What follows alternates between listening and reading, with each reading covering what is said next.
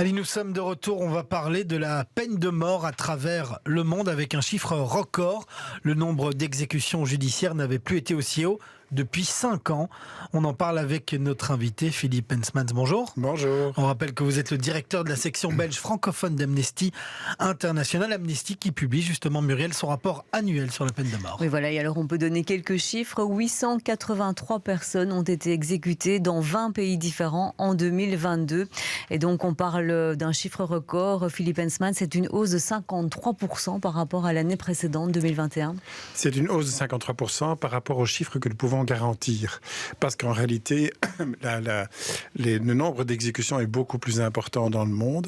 Je prends ici, il y a 3 grandes catégories de pays. Il y a les pays où on ne sait pas quel est le nombre, mais on sait qu'il est très important. Je pense ici à la Chine, ce sont des milliers d'exécutions chaque année. La Chine, à elle seule, exécute plusieurs fois le nombre de personnes qui sont exécutées dans les autres pays du monde. Ça, on ne sait pas. C'est la même chose pour le Vietnam, c'est la même chose pour la Corée du Nord. Pas possible de vraiment maîtriser le sinistre calcul du nombre de morts qui ont lieu chaque année. Et puis alors, il y a les pays qui exécutent massivement et où c'est public.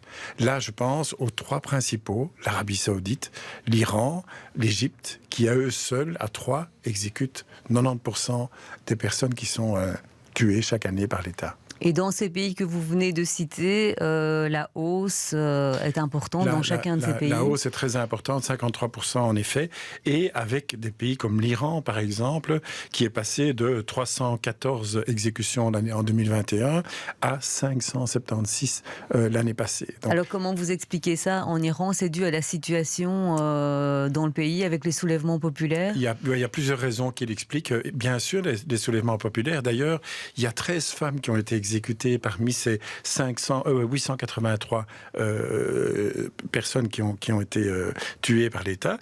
Et dans ces exécutions, il y avait 13 femmes au total, dont 12 en Iran. Ça montre, ça explique beaucoup de choses, ça révèle beaucoup de choses. Mais ceci dit, c'est pas la seule raison. Il y a bien sûr la volonté de réprimer les manifestations. Il y a la volonté aussi de réprimer certaines ethnies. Et puis il y a, et ça c'est valable dans beaucoup de pays qui ont recours encore à la peine de mort, c'est la question des stupéfiants et du trafic de stupéfiants.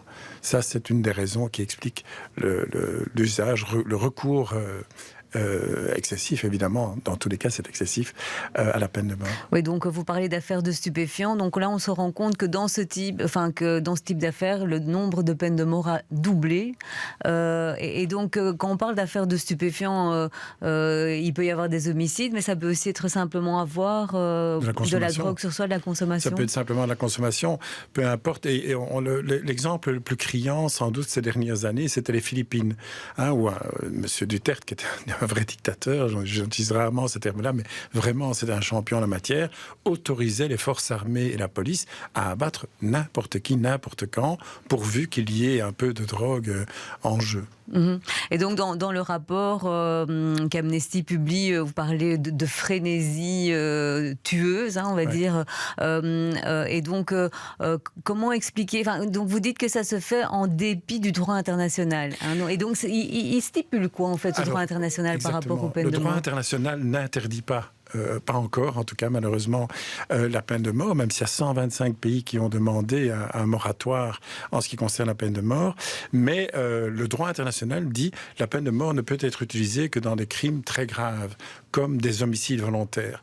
Mais lorsqu'il s'agit d'infractions au droit commun, comme le trafic de drogue ou d'autres crimes de ce type-là, normalement un pays ne peut pas avoir recours à la peine de mort.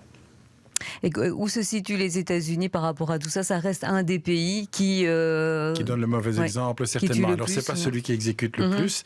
Il y a aussi des États qui ont arrêté d'abolir la peine de mort. C'est d'ailleurs assez intéressant, parce que quand on parle de la Belgique en disant oui, il y a une séparation entre la Flandre et la Wallonie, etc., il y a des compétences qui sont différentes.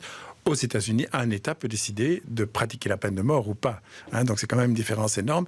Les États-Unis ne donnent pas le bon exemple, même si ce n'est pas le pays qui pratique le plus d'exécutions. C'est la même chose avec le Japon, par exemple.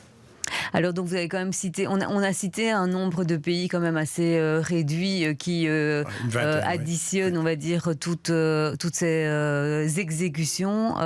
Après, il y a, vous l'avez cité, 125 pays dans le monde qui, elles, réclament un moratoire sur la peine de mort et qui réclament la fin de la peine de mort. Dans quel sens on va? Parce que donc, dans ce rapport 2022, on voit qu'il y a aussi des pays qui ont rétabli la peine de mort et d'autres pays qui l'ont abolie en même temps. Oui, c'est vrai. Mais il y en a plus qui ont aboli la peine de mort. Et ça, c'est la tendance générale depuis presque toujours. Lorsque nous avons commencé notre campagne contre la peine de mort au milieu des années 70, c'était la situation totalement inverse. Une vingtaine de pays qui avaient aboli la peine de mort et puis tous les autres qui la pratiquaient ou en tout cas qui pouvaient condamner à mort. Aujourd'hui, c'est l'inverse. Il n'y a plus qu'une vingtaine de pays qui pratiquent la peine de mort. Tous les autres, soit l'ont abolie, soit n'exécutent pas. Alors dans votre rapport, donc Amnesty, dont on sait que vous vous battez pour la fin de la peine de mort dans le monde entier, vous faites un appel aussi aux pays et à l'ONU pour utiliser toute l'influence possible sur ces pays qui ne respectent pas le droit international. Qu'est-ce qu'on peut faire? Que peuvent faire l'ONU et tous ces pays? Alors l'Union européenne, par exemple, le fait. C'est une priorité pour l'Union européenne. D'abord, elle impose au sein de l'Union européenne d'interdire la peine de mort. C'est ce qui se passe heureusement aujourd'hui, même s'il y a certains ministres polonais qui voudraient rétablir la peine de mort, ils oublient que s'ils le faisaient réellement, ils devraient sortir de l'Union européenne et de ces subsides qui sont pourtant intéressants pour lui. Par ailleurs, c'est vrai que l'Union européenne fait de la pression sur les pays extérieurs qui pratiquent la peine de mort. Et moi, je me rappelle avoir discuté avec M. Reinders, qui à l'époque était ministre des Affaires étrangères. À chaque visite dans un pays où la peine de mort était d'application, il insistait sur la nécessité d'arrêter.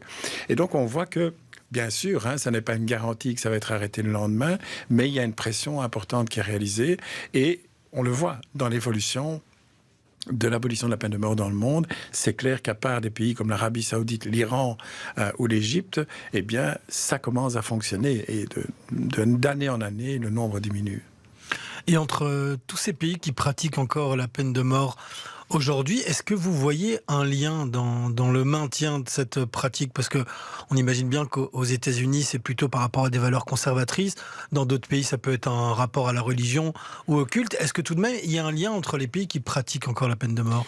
C'est une vision très primaire de ce qu'est la justice, œil pour œil, dent pour dent, et de croire que ça, heureusement, aujourd'hui, toutes les analyses le montrent, la peine de mort n'est en rien dissuasive, et au contraire, notamment aux États-Unis, elle a un impact négatif, puisque si vous risquez la peine de mort, eh bien, il y a plus de risques que vous abattiez un policier qui essaie de vous arrêter. Et donc, c'est ça qui montre qu'il y a une augmentation de la violence là où la peine de mort est appliquée. Et c'est un cercle vicieux, bien entendu. Ce qui est vrai aujourd'hui, c'est que quand on regarde, il y a la Chine qui est un peu à part, mais ce sont les pays du Moyen-Orient et d'Afrique du Nord qui pratiquent le plus la peine de mort. Je l'ai dit, l'Iran, l'Arabie Saoudite, l'Égypte. En Arabie Saoudite, l'Arabie Saoudite a exécuté sur une même journée l'année passée 81 personnes. Et c'est pas par injection, c'est par décapitation. Donc ça montre l'état dans lequel se trouve encore ce pays-là aujourd'hui. Et quand on parle d'exécution judiciaire, ça veut dire qu'il y a eu procès, mais la plupart du temps, ce sont des procès sommaires. Très souvent sommaires, inéquitables, suite à la torture aussi. Donc dans un très très grand nombre de cas, les procès, comment dirais-je, les exécutions n'étaient absolument pas justifiées. Si on peut parler de justification, bien entendu, mais le droit international n'était pas respecté non plus dans ces cas-là. Et donc quand vous expliquez que ça se fait dans ces pays-là par décapitation et qu'on suppose que c'est public aussi, donc c'est aussi une façon d'avoir une main mise, de créer un peu de la terreur dans la population. Absolument, et ça entretient aussi une manière de réfléchir qui est mauvaise et qui n'est pas la bonne, bien entendu.